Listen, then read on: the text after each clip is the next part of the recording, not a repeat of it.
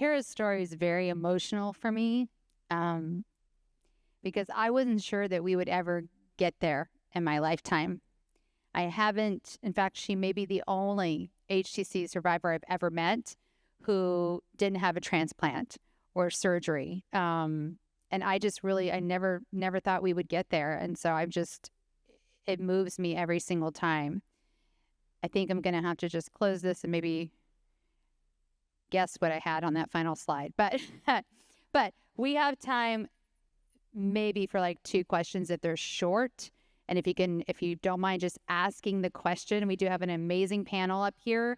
Do you have any question for this incredible panel? Just raise your hand. Chastity has the microphone. Any questions? Okay, right here in front with Jen. Oh, and yes, by the way, please take food home.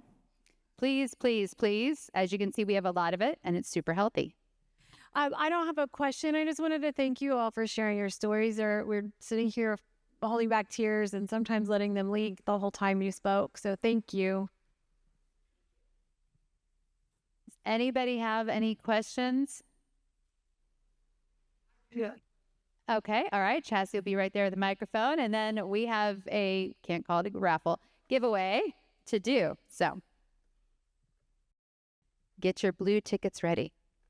My oldest sister just got diagnosed. Oh, I'm so sorry, hon. I'm so sorry. And she doesn't want any treatment. Any words of encouragement that maybe a family member said to you to encourage you to seek treatment? I think the important part would be to kind of figure out why doesn't she? And then maybe it's just education. I don't know. But I will see you afterwards and give you my number so we can talk more about it. And I would encourage you to join Blue Faery's community.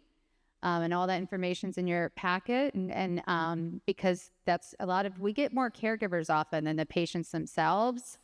But I agree with Kara, it could just be a lack of information and knowledge about how much has changed. But at the end of the day, I will say this, because I remember a sibling relationship years ago with 2 brothers, and the one brother did not agree with his brother's choice of how he handled treatment. At the end of the day, you still have to respect the patient. That's what I was thinking to say when Jimmy was going through.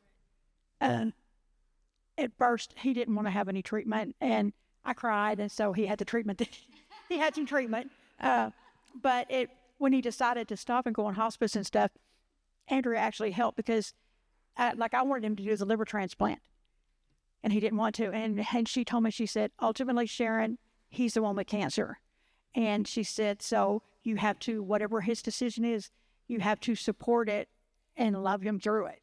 And also, I mean, it depends. I don't know what the doctor's telling her. Have you been going to the doctor with her? Because see, I mean, because sometimes there comes a point in liver cancer where sometimes treatment causes more harm than good. And when it's at that point, I mean, it's wonderful if you have a doctor that's honest and will tell you that. Because that's why Jimmy had to stop treatment. It was shrinking his tumors, but it was about to cause liver failure. And he would have died then and wouldn't have had that last 8 months. And so if he had continued the treatment.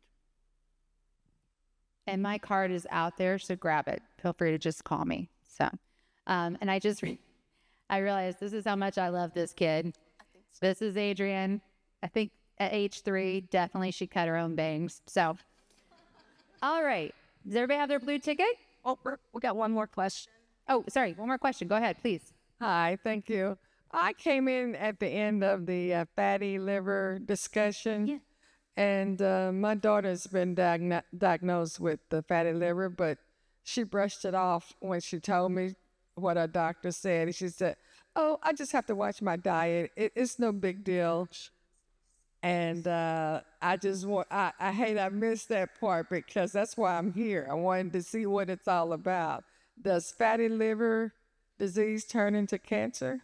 Fatty liver, yes, is one of the leading causes of liver cancer now in the U.S. Not everybody who has fatty liver will get liver cancer, but her risk is now much higher. And so we are going to put all of these videos on YouTube, and I recommend you watch some of the sessions from this morning. But again, my card's out there. Your daughter needs to see a hepatologist. She needs to see a liver expert. And we had all the doctors from UT Southwestern here this morning. They're amazing. You're welcome. You're welcome. Okay, for my medical memoir, Better Off Bald, let's see, 544. All right, yay! Okay, that could not have worked out better. It's like that. Not something that's what we always don't step to on it. All right, and then this is for my sister's book, I'd Rather Be Dead Than Deaf. This is her story, her words. As Aura said earlier, it's got her artwork, poetry. You really get her perspective as a 15-year-old, and it starts a year before she was diagnosed and goes up until just a few weeks before she died in terms of her actual journal. Okay. Ticket number 510. Ah, Jen. Okay. All right, guys, I want to thank you again for showing up today on a Saturday for yourself to learn more about liver health, liver disease, and liver cancer. And if you're here this morning, you heard me talk about all the body parts that I'm missing.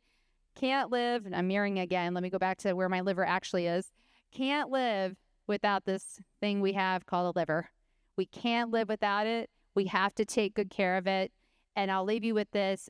Everything you put into your mouth and everything you drink, not just alcohol, everything has to be processed through your liver. So keep that in mind. All right. Thank you. I hope you guys have a great, great weekend. Thank you so much.